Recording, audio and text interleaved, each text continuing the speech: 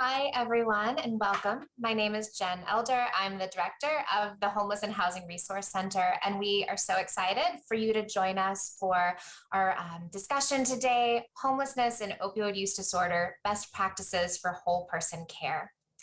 Before we begin, as we always do, we have a quick disclaimer.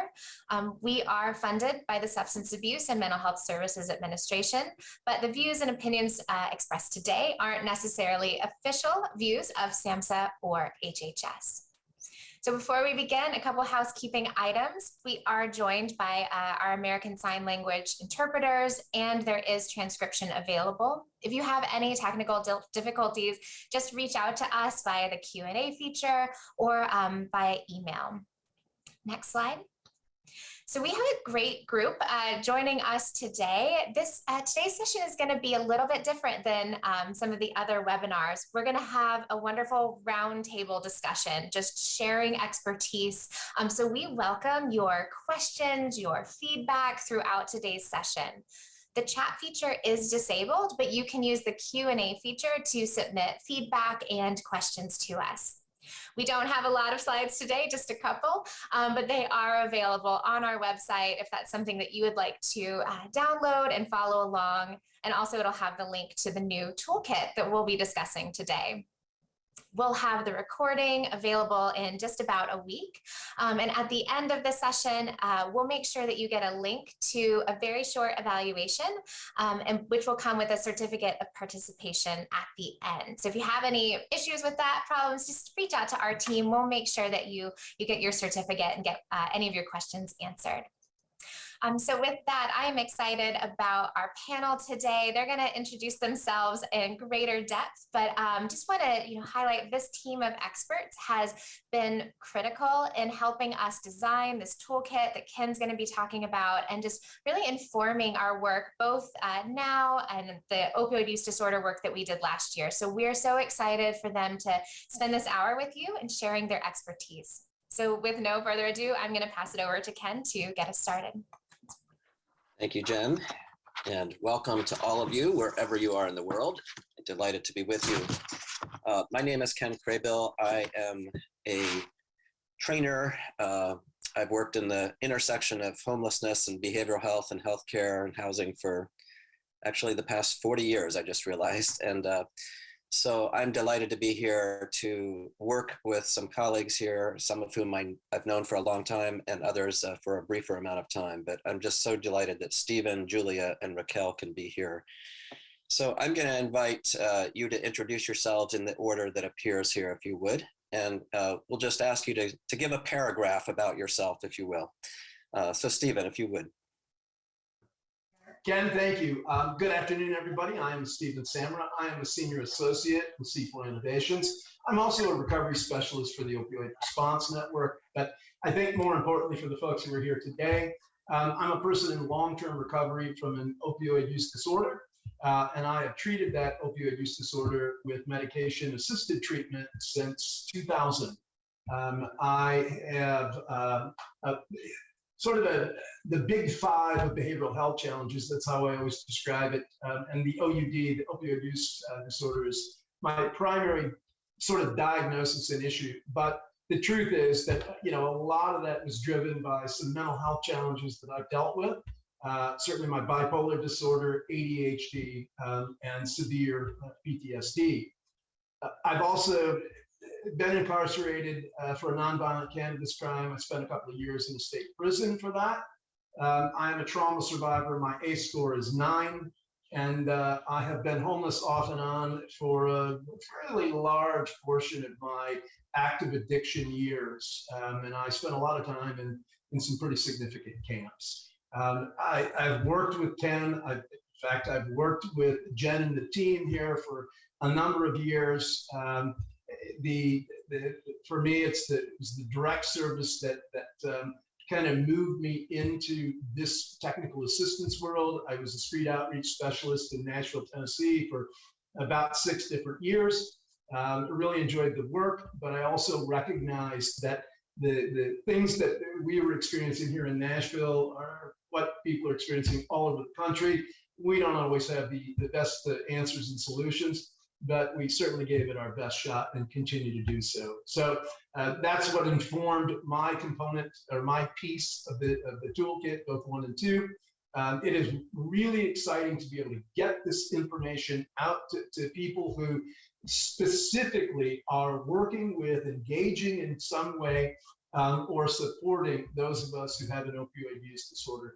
I am grateful for the time here. I'm grateful for all of you to be here. Ken, thank you. Stephen, thank you. A rich experience. Julia.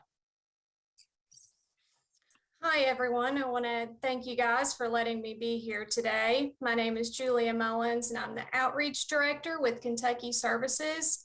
I provide direct support for persons experiencing homelessness with opioid use disorder in Central Kentucky. I have my master's in criminology, which I received from Eastern Kentucky University. I am a person with lived experience. I'm a person in recovery. And I was able to achieve these kinds of things, such as my master's degree, having a successful career through direct recovery services, such as medication-assisted treatment and harm reduction. So these are the specific types of things I'm really passionate about.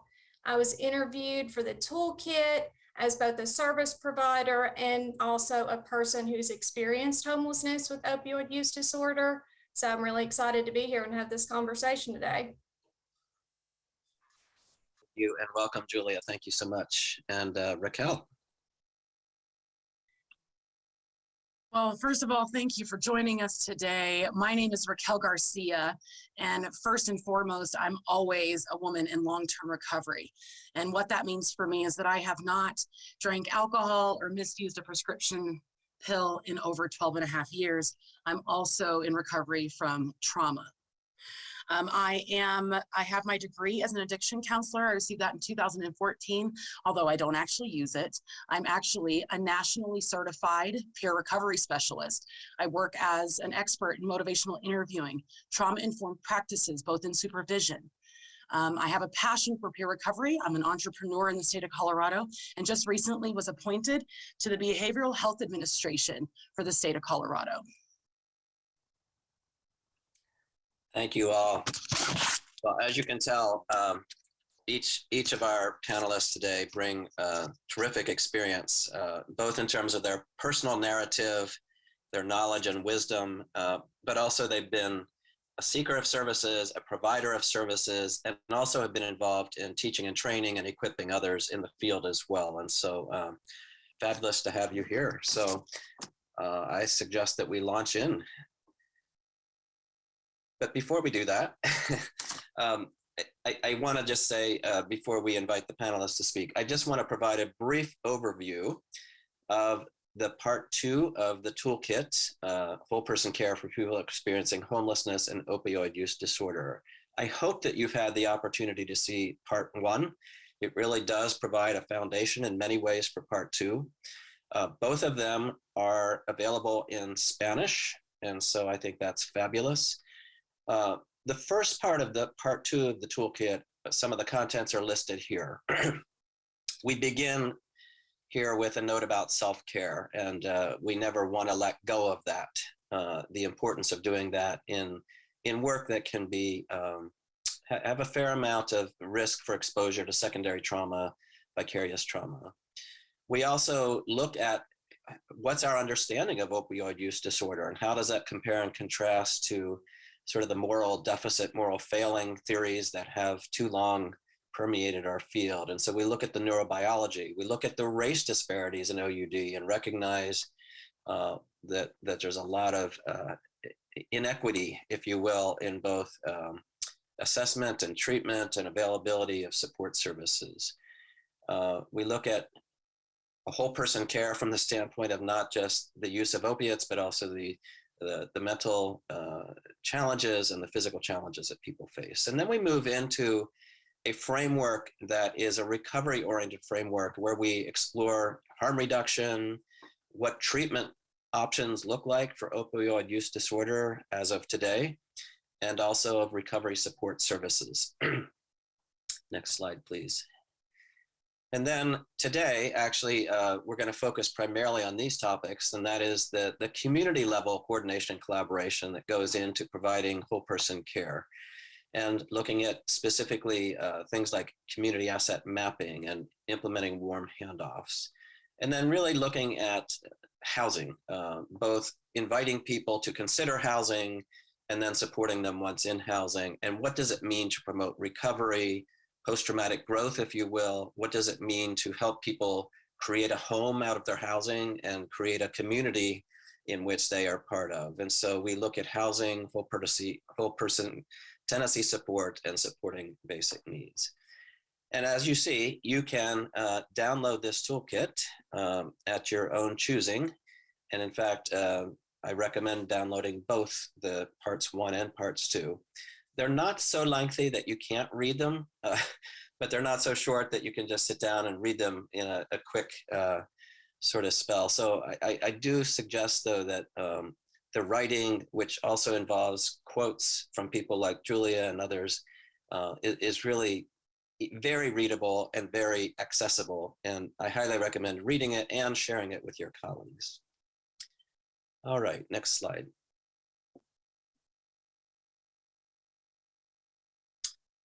Jen, I don't know if you wanted to say a word. I'll say a word about this. We are inviting you to pose questions in the Q&A box. Some of you have already started doing that. And throughout our presentation, please feel free to put them there. We can't guarantee, of course, that we can answer every question, but we will try to aggregate the ones that seem similar and also try to respond to them as well as we can in the context of our responses. All right.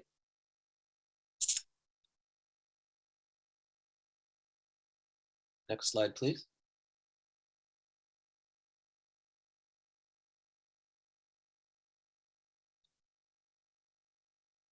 Jen, I'll turn this to you here.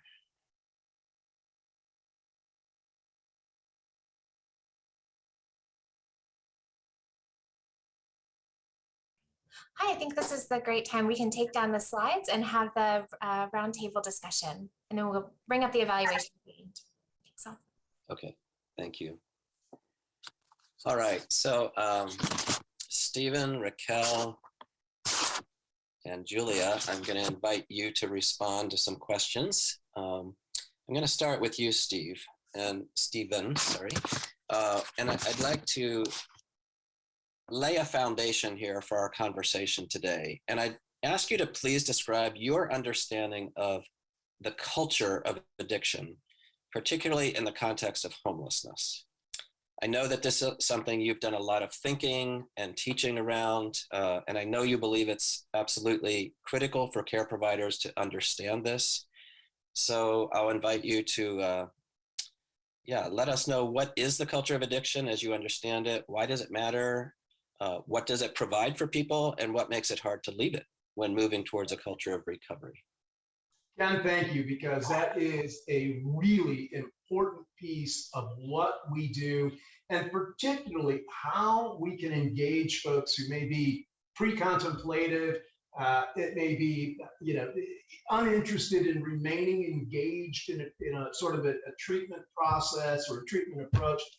The reason for a lot of that is related to both the culture of addiction, the culture of homelessness, the culture of incarceration, and our mainstream culture. And so what I'm saying here is that Bill White has written about this 2 different times. One in 1996, you can find this book, I think you can get it on Amazon. And then he updated this entire discussion in 2016 with a blog post about this 96 discussion he had. And why this is so important for folks to understand is because as we have moved from sort of the mainstream culture and our experimentation with substances into, particularly when I talk about opioid use disorder and opioids, the culture of addiction plays a massive role. And here's why. In this sort of world of opioid use, you must have people that you can depend on. And the circle is very small because you are actively using a fairly strong substance. The network is small, the network is tight, and the network is really suspicious. There are all kinds of pieces that are connected to, the sort of the sacraments of the culture. Just a spoon means something to those of us who have, had an opioid use disorder. The filter from a cigarette means something to those of us who have an opioid use disorder. How you can lubricate a syringe itself is another one of those sacraments. And I share that because it's important for folks to understand that that culture, as dysfunctional as it may seem to all of you, is where we have thrived. We know how to navigate it. We know what's expected of us. We know where the boundaries are. We know the things that will get us in trouble. We know the things that could get us killed, and certainly the things that could get us arrested. So our culture, our subculture, if you will, protects us. And it keeps us safe from the larger mainstream culture. You may be asking, what? Yes, because if you look back over the last 50, 60 years now, the entire war on drugs has been punitive. It has been punishment. And we have been seriously harmed. I've been to prison for cannabis, right? I've been to prison for marijuana, and in a state now where it's totally legal. And in fact, my conviction in that state blocks me from being part of the cannabis industry. So the fear and the impact and the harm that has come from our mainstream community has left us enmeshed, as Bill White would say, in this culture of addiction. And the reason this matters to all of you is because coming at us, trying to pull us into treatment, which is really the goal, whether you're pre-contemplative or contemplative, and by the way, I spent 10 years in contemplative state before I actually started medication-assisted treatment. But however you want to come at us, whether you think we're pre-contemplative or contemplative, what we need is not people to talk to me or us about the greatness of recovery. We understand that. We may not know what recovery is, but we understand that there is something else out there. That's not going to motivate me. And it certainly didn't motivate most of the people that I associate with. So if you really want to motivate folks like us, the way that you need to come at us is something that's going to make our life much easier to live. And what I mean by that is every single day we are on a hunt. We have to cop, we have to score, we have to secure our drugs, and we have to be able to use them every 6 hours at the max. If you're using fentanyl, it's about every 2 hours. That is a really tight network. And to be able to stay well, which is what we call it, you have to have that network. That network has to be protected, and you have to feel protected in it. So if you want to pull me into treatment, don't come at me with a conversation about how great recovery is. I want you to, here's an example. This is how I would have probably, I certainly would have paid attention. If somebody would have walked up to me and said, listen, I've never had that dope sick that you've experienced, but I hear and I can see it's horrible. What if I told you that I could make that dope sick go away forever, and that I could make it go away right now, and that I could make it go away permanently if you like? If you'll just walk with me and give this a try, I promise you, if somebody would have come up to me with an approach like that, I would have followed that person off the nearest cliff if I had to. That's what I was looking for. And it was getting stable. It was getting myself in a situation, in a position that I was able to listen to voices about recovery. And I was able to process what that actually meant for me. So when I talk about the culture of addiction, the culture of homelessness, and the culture of incarceration, the reason I share that is because those cultures have a powerful hold on us. And not only do they have a hold, but if we leave those cultures, and we often will stick a toe back into the mainstream culture to test it out because we kind of want to come back. But if anything happens to us that is reminiscent of the kind of pain and the kind of fear that we had, previously in that culture, we're not going to stay. And in fact, our subculture is going to welcome us back. So it's critical that we understand. We talk about cultural competency and cultural proficiency all the time. We really need to apply it. Ken, I hope that answered the question. Wow. Yeah, we remain tethered to many things in our cultures, regardless of whether or not they're hurting or helping us, right? Julia, I wonder if you might want to comment, and or Raquel, just your thoughts on this.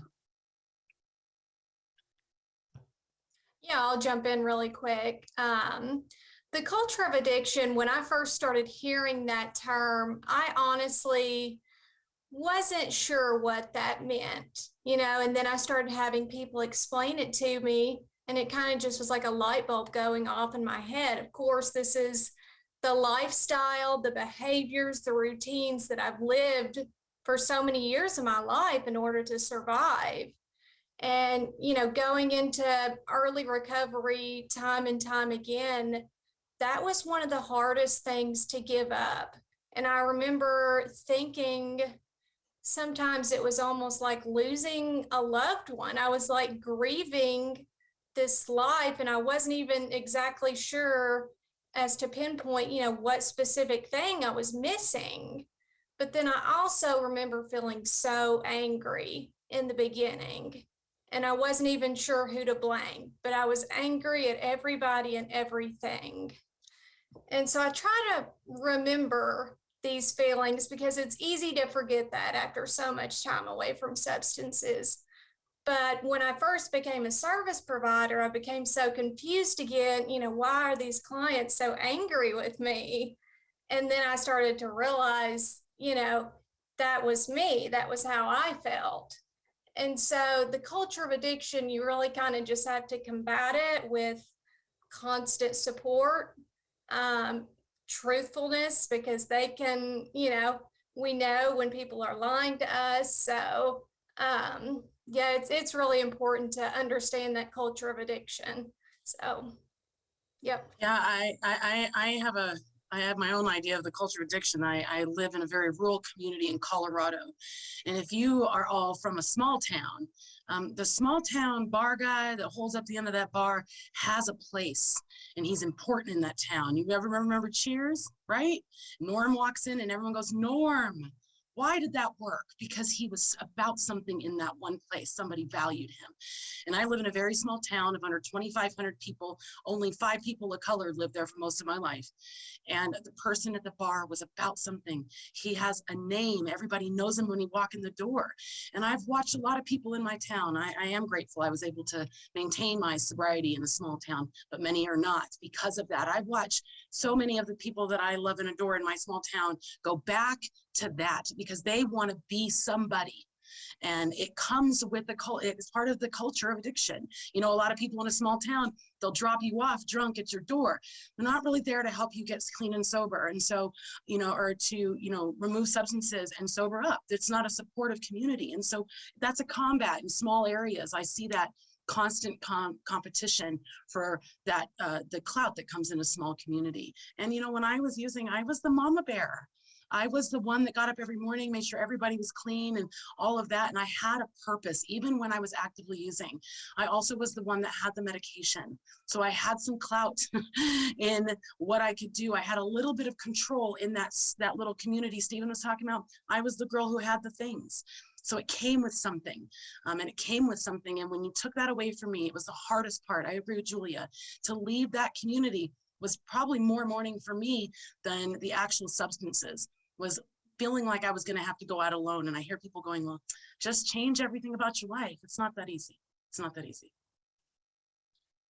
This reminds me of Sometimes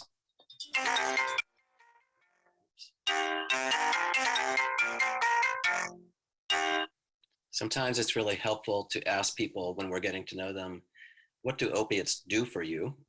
What does the community do for you? What do you find valuable about it? And of course, we don't linger there forever, but it provides that understanding and empathy for the fact that there are some good things happening, even though the connection that's happening isn't the same quality of connection that we would hope for people to have. Thank you all. And I hope you're all looking at the Q&A box and maybe finding ways to weave responses. There's such fabulous questions coming in. But in the meantime, I'm going to actually turn to you, Julia, and ask you a question, if I may. And that is that we know that geography makes a big difference, right? In how we go about providing services and support for people experiencing homelessness and OUD. And as someone who's been working primarily in rural settings, I'm wondering what you might say are some unique challenges in those settings, as well as what are some innovative approaches that we can think about using that may not be exclusive to rural communities, but probably are more likely to be used more frequently. It's a big set of questions, but if you would say a little bit. Yeah, I'll try to jump in with a little insight.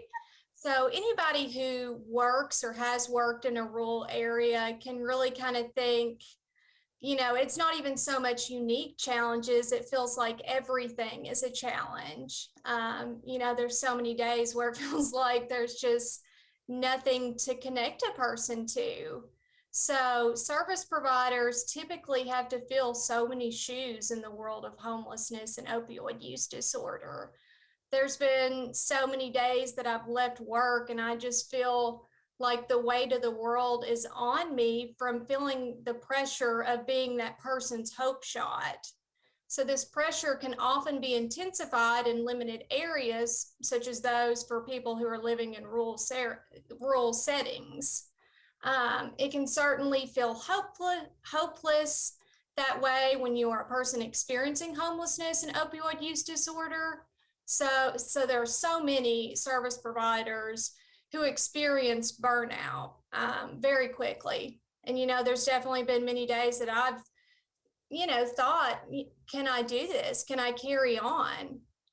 It can be so disheartening to continually fight for services and resources that just honestly don't exist or are incredibly difficult to access.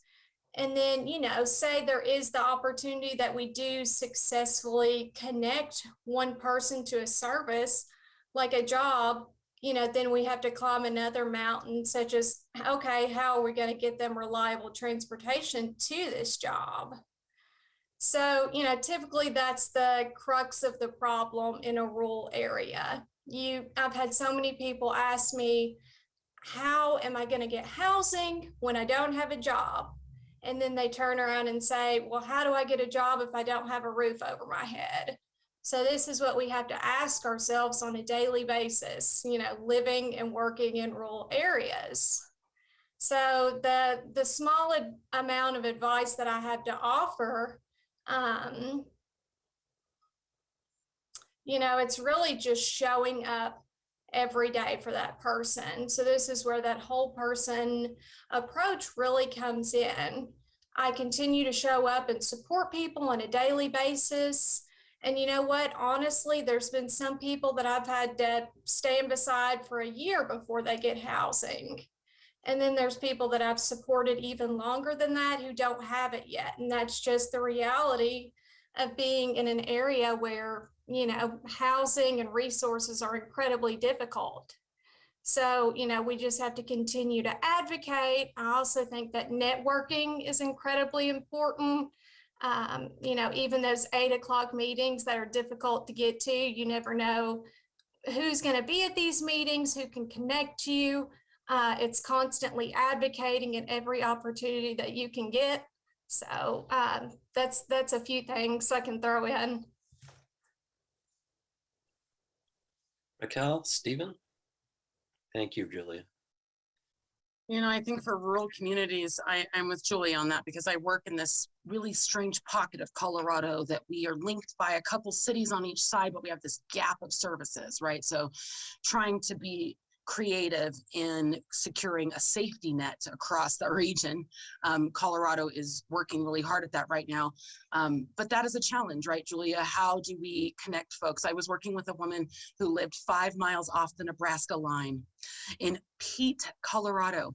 There is only one option for her in recovery. There's a church 1 day a week where she can go. And that was my experience. I lived in a small town where I only had one option for services as well. And I was grateful that it worked for me, but those services also don't work with everybody in the area. Specifically, some small rural areas rubbing up against, you know, the cross between church, and that's be the only option where that's not a safe place and where I want to go and recover. And so I think the challenges are I've had to be really creative in my state. We built something online to try to reach people 5 miles off the Nebraska line, because the other thing I don't want to do is a white saviorism model either, where I come in and try to save the day in rural communities and I come in and I leave with all of my things. So it's creating some sort of an infrastructure and a safety net inside the community, and then teaching people in the community to take care of themselves, rather than us coming in on this sweeping idea that we're going to be able to save all these rural communities. It's really more of a walk in and let's teach the people in there how to work that, you know. And that's, I watched another comment come in about rural communities, and I'll take the question on Black communities. You know, as a Black woman in recovery, first of all, I never saw anybody in recovery ever until I went to treatment. I never ever in my life saw a Black woman sober. First of all, we have to be seen. We have to be willing to get out there, like Julia, somebody in a rural community, speaking up. And so we're starting, Black community, we're starting rural community, we're starting to put our heads above and go, hi, we're here. But I want everyone to be a little patient and how that happens, because I feel like sometimes they want us to come quickly, but it's more of a patience, meeting people where they're at and just continuously opening. Julia spoke about offering opportunities for people to come in. I continuously think of opening windows. Always open a window and let someone fly in and just be a safe space for them. But forcing, Stephen talks about that too, trying to force recovery on people, is door-to-door selling recovery, is not going to work for us. That is not the way we're going to be able to do this. It's going to have to be a slow approach if you want it to actually have some sustainability over time. And Ken, I'll just chime in. Raquel, Julia, those were fantastic. The only thing I have to add is that, you know, working in rural areas is so difficult because there are no resources. And, you know, as a provider, trying to justify really limited outcomes because, you know, the travel distances are huge. The congregation sites are few. You know, the entire way that you do outreach is radically different than you do it in an urban environment. And all of those things combined, when, you know, if you're holding the purse strings and you're a program director trying to, you know, live within your budget, it's really clear really quickly, rural outreach is very expensive, particularly compared to urban outreach. So that piece I think for all of us, means that we have less services, we have less resources available to us, and that translates to endpoint user, right? The people that we're trying to pull into recovery, or at least trying to, you know, get an understanding that there is some actual real help besides jail or prison now available. And this whole idea of harm reduction, that, you know, the approach of a public health crisis rather than a criminal issue, it takes some time to get that into the rest of us out here in our communities, because you remember, we have been harmed, we have been arrested, we've been beaten, we have been marginalized, there are people who want to kill us. So we have a lot of fear. And, you know, particularly the farther out you go, the less knowledge of harm reduction and these new approaches there is. So, you know, it's on us. I was typing an answer in the chat right now. Jose had asked some homeless people who are dealing with substance abuse, reject or deny help. What other tools can we assist with? Well, the onus is on us, folks. We have to find what appeals to folks who are in active addiction. They don't care about what we think. We need to care about how they think. And if we do that and we understand the sort of nuances of the cultures that they're operating in, it gives us a lot more opportunities to come at people with things that they will respond to, rather than with this, sort of old coercive, patriarchal, or, sort of, these approaches that say, we know what's wrong, you don't, and we know how to fix you, you don't, and, if you don't listen to us, well, you know what the penalty for that is going to be. That's what we've listened to for more than 60 years. So particularly in rural areas, we need to get a stronger message. Thank you all. I just want to draw attention to Joyce Williams' comments. I'm outing you here, Joyce, but I'm really appreciating your different comments. And one of the things you asked early on, well, a few minutes ago, was, have either of you found that accomplishing small objectives or goals that enhance confidence are helpful rather than the big picture goals? And I think you seem to know the answer to your question because you're proposing some really interesting things: sober hay rides, right? Sober art, sober poetry, sober bicycle riding. I mean, it's sad in our culture to know that that's sort of what's left to us besides showing up, but those are places we start, and that does build confidence. And then, yes, housing does come along periodically and treatment and all of those things. But I think what we're saying here is that treatment is so much broader and bigger and multifaceted than just housing and treatment, even though those are helpful. Raquel, question for you, and this gets us a little further down this road. We know that a whole person care approach includes not only how individual service providers need to be person-centered, trauma-informed, recovery-oriented, and all of that, but it also includes that vital importance of community-level coordination and collaboration. And in the toolkit, we highlight the value of community asset mapping as one approach, in fact, to sort of get a better picture of what some of these broad array of support services that we might turn to. Can you talk a bit about community asset mapping and what that might look like and why it's valuable? Absolutely. When I was a new baby coach, baby peer specialist, just starting out and trying to figure out where and how to connect people to services, I watched people just literally social media posts, right? Where do I find a woman's recovery for this and this? And it goes on social media, and this is how I'm watching us try to find resources. Don't worry, I mean, it works for us. It's worked for me at the very beginning, but it's not comprehensive. I would spend time, I would look up something on Google, I would send somebody I was working with to an organization that I hadn't vetted. And so they were not treated well. And I had never had hands-on experience with that organization. And so I realized that that wasn't working for me. So a lot of what I know, honestly, about asset mapping and community engagement is from the things that haven't worked. And then I went back and figured that out. So just kind of went at it blindsided, shaking hands, and then pulled myself back.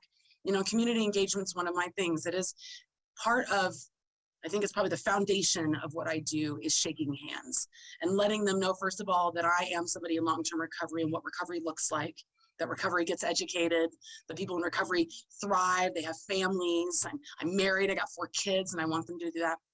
Bridging the gaps right now in my small community, it's a very conservative community, shaking hands with other employers in the community, asking them if they'd be willing to connect and employ the people that I'm working with, and teaching them about what recovery looks like. What would it be to be a recovery supportive employer?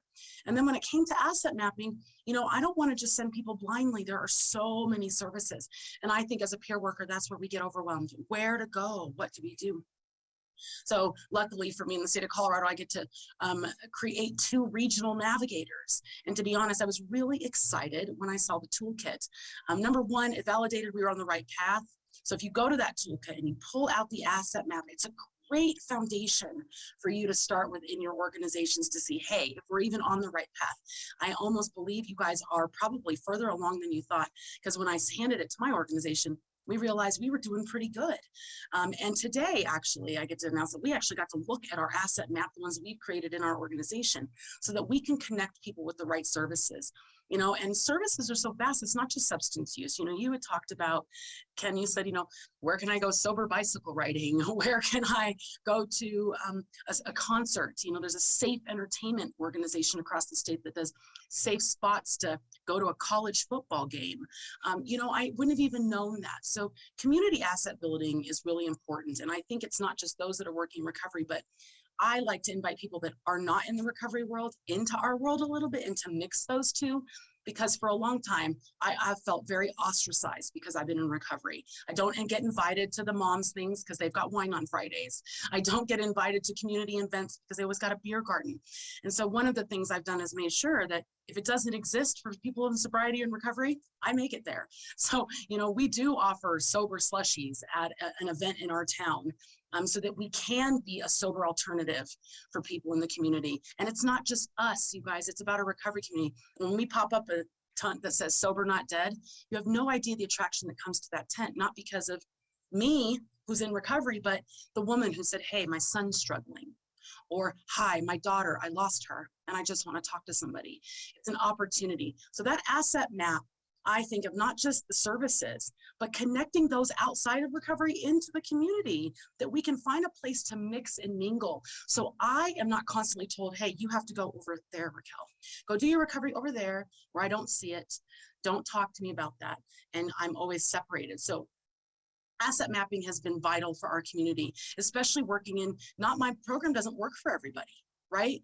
Julia, if you and I are working on, if I've got somebody coming in and they need a more hands-on urban approach, then I need to send them down to my sister agency down in Denver. But if they are looking at somebody who's a mama who really doesn't have the time and she needs the flexibility of an online program, then they're probably going to refer them to me. And so it's really about what's best for the people we're taking care of and what's best for them. And as broad as you get that map, really plays. It's really that person-centered, person-first opportunities is to make sure the services we're providing are catered to those we serve. So I try to keep my asset map pretty, really good and tight inside my community, but I'm not afraid to branch outside of it either, to have some other resources outside of my community. One of the most powerful tools in our toolbox right now, and for new people coming in, it's a lot for new peers, right? Julia, new peers coming in, you're like, where to go?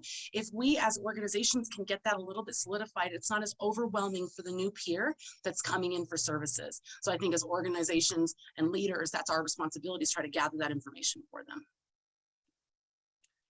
Thank you, Raquel.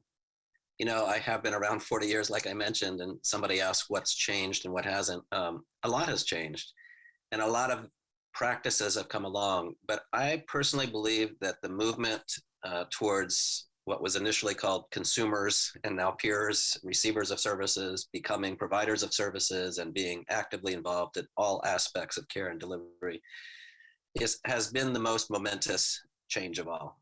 And I think you have three panelists here. You can see why that's the case. And it's brought such joy to me in my career to be able to work with folks who bring that, not in a tokenized kind of way, but in a way that creates an understanding, an empathy, a hope that just is so difference making. So what I'd like to do at the moment, if anybody wants to say more about community asset mapping, I welcome that. But I'm seeing so many wonderful questions in the chat box, and I'm kind of asking you as panelists to cherry pick one or two and just go ahead and comment. And I apologize for those of you who don't get cherry picked, but I hope that we can at least address some of those. So who would start? So Ken, I can start because there's a question in here from Jim Barr. Jim, I apologize if I butchered your last name there. And the reason I want to respond to it is because Jim is talking about some places here in Tennessee. And of course, I'm in Nashville. And Jim's question is, the services for opioid and substance use, are they available to people that are homeless without income? Some places here in Tennessee, unless you have income, you have no help. That's exactly right, Jim. And you know that Tennessee did not expand Medicaid. So we struggle just from that. I've had insurance and I've used a clinic. When I left the clinic, my monthly bill, this is 2014 when I left methadone and moved to Suboxone. my monthly bill was $460. And I had good insurance, but I couldn't even get my insurance to cover it. So I had a $460 bill every single month.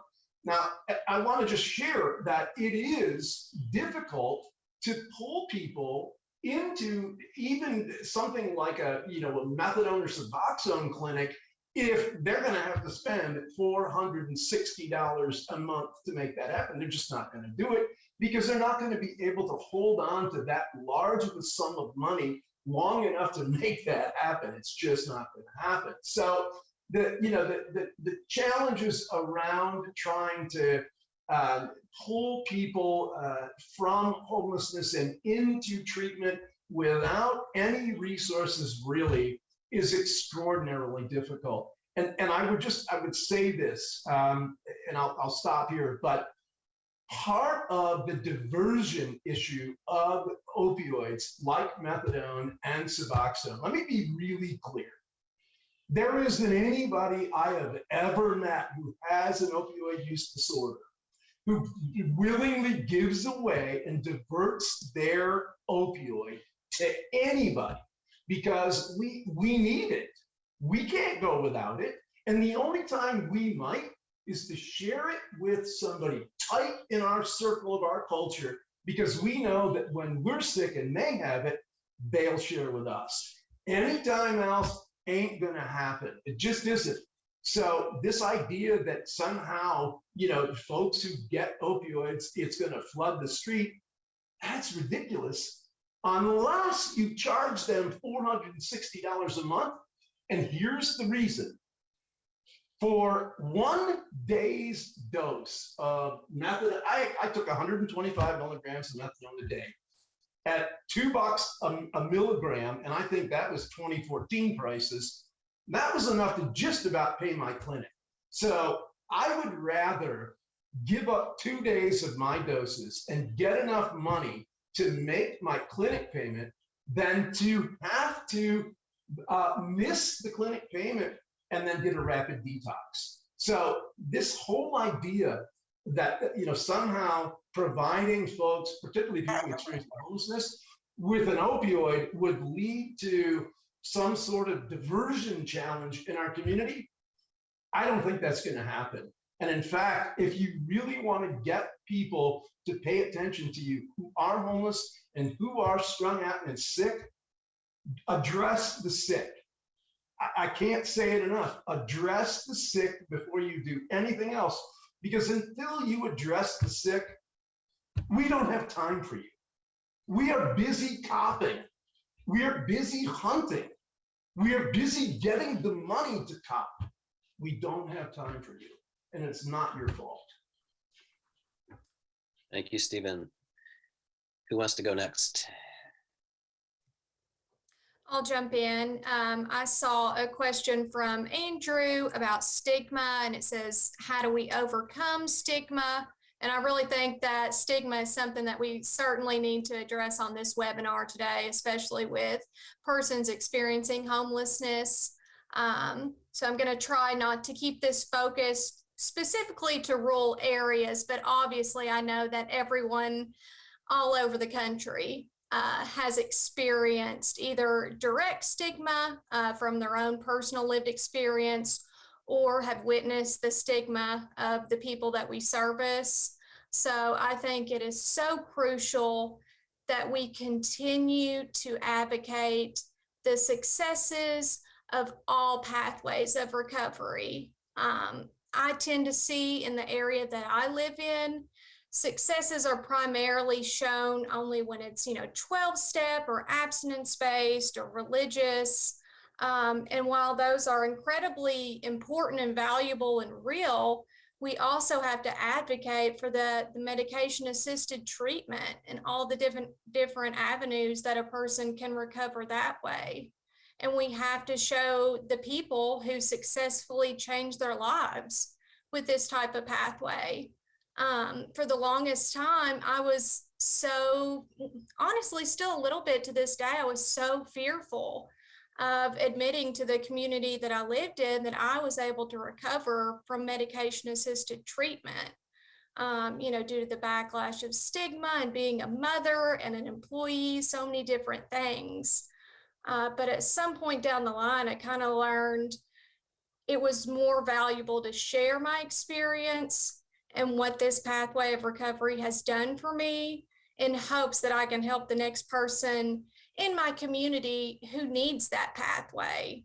So we just have to continue to show that each person is going to recover differently, and that also means advocating for harm reduction, which is incredibly crucial to so many people with substance use disorders.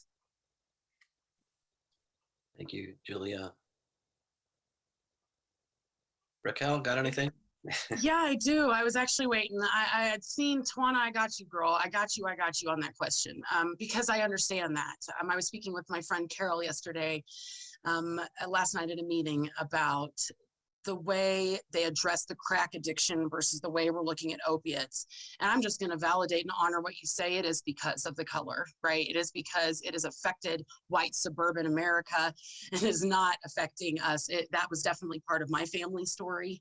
My Texas family actually suffered from crack addictions. I have a brother who's incarcerated, who's done lots of time based upon that. And you're right, there's not much to save them. And I hope that we're changing that, making some changes going forward. But I just want to honor that, because that's what we're doing. We are. I say that in my small community because, and you had asked another question at the bottom. You had said, what are we going to do about it? The best way someone had asked is, what do we do to make it more inclusive for us? Everybody keeps talking about diversity first. We got to make it diverse. No, you have to make it inclusive first. You have to make it inclusive for me, meaning I don't have to show up a certain way to get services. And as a Black woman, if I didn't show up a certain way and I didn't use a certain language, I was denied a lot of things in my life. And so if I didn't put myself together. So if you want to make spaces for Black folks to recover, you got to make it inclusive. You got to let me be me in that space. So that way I feel like I can be there. Not a lot of that in this area. And so I find myself putting myself back together or having to whiten myself up to go to places. And so culturally, you've got to let me have an open space for me to be.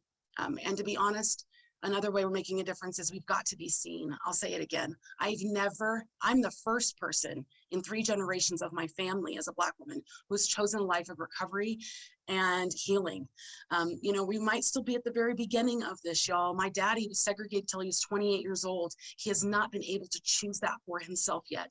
When he was told he was a whole person, it's not like it came with therapy, and so he spent a lot of time inhaling the trauma that he had experienced and blowing that upon other people in his life.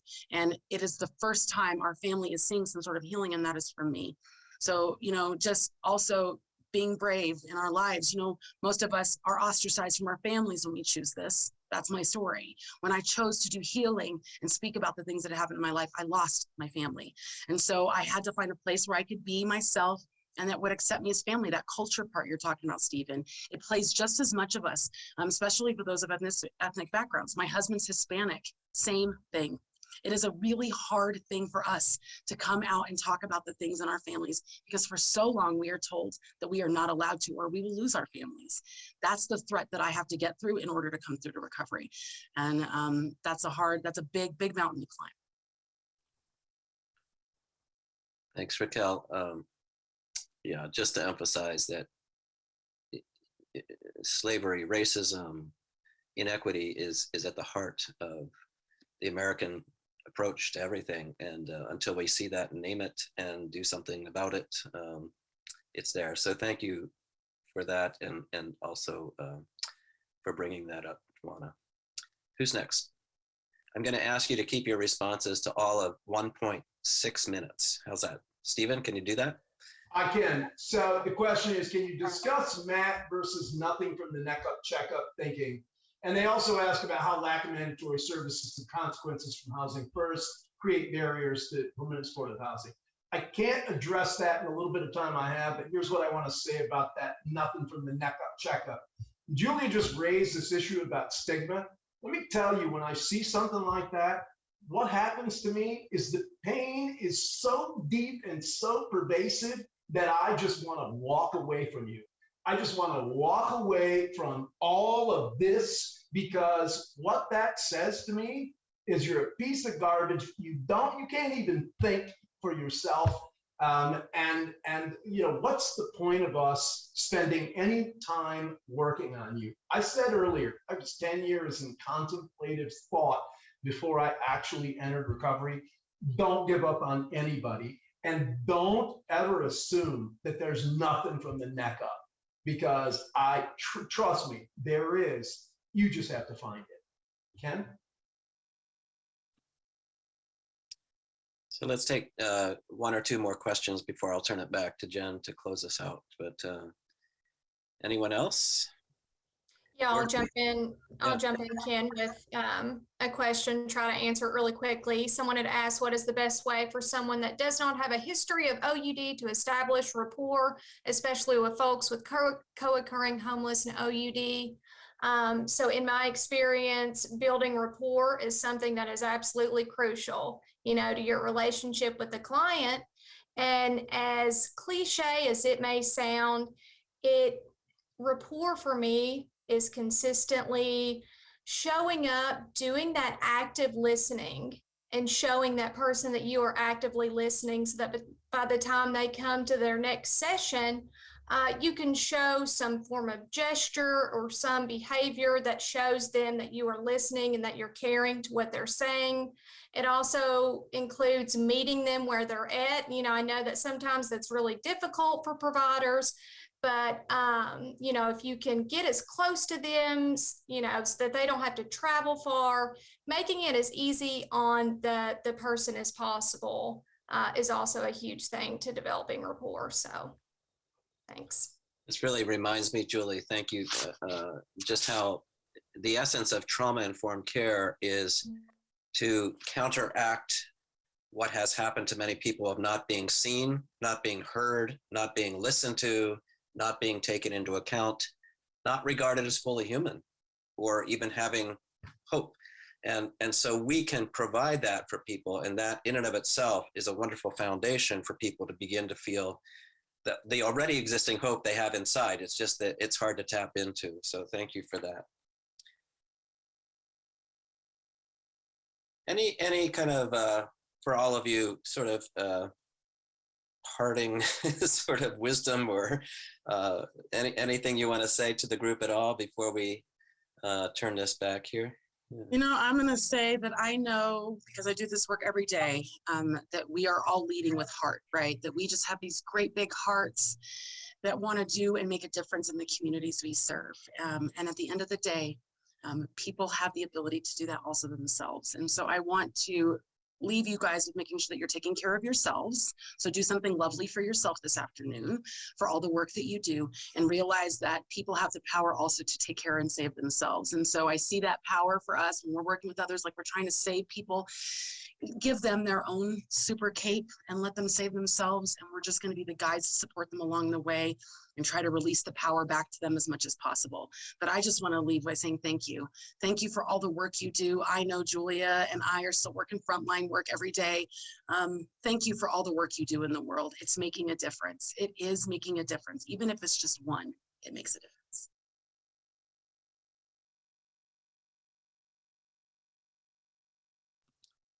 Well, again, thank you, panelists. Thank you so much. Jen, I'll pass this back to you. Great. Thank you so much. That was a really powerful discussion. I think I speak for lots in the audience to say that I wish it could have gone on for hours. It may have exhausted you, but we can't get tired of hearing from your wisdom and your expertise. So I from the bottom of our hearts, appreciate you spending your time, being vulnerable, sharing your expertise. It means so much to the HHRC community. So for our attendees, here's a link and a QR code to the evaluation. We appreciate you taking the time to fill that out for your certificate of participation. And just know that this is just a continuing conversation. This is not the end. We started these great conversations last year. We'll have more work and products forthcoming to just really to help you, do the very best that you can and support and enable your work in the field. So thank you so much. And until next time, thank you from the Homeless and Housing Resource Center. Take care.